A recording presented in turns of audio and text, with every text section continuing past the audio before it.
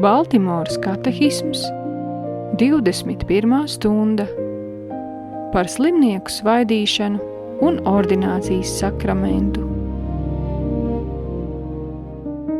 Kas ir slimnieku svaidīšanas sakraments?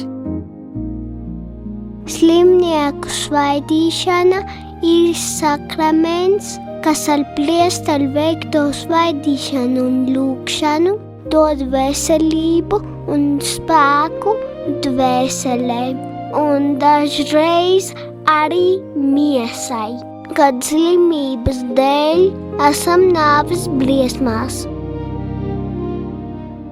Kādas ir slimnieku svaidīšanas sakramenta sekas?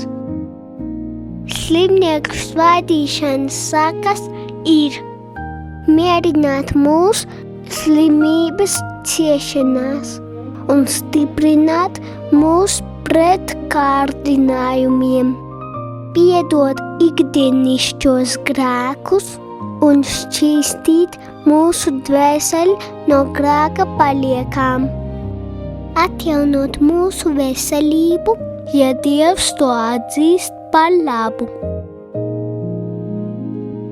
Kas ir ordinācijas sakraments?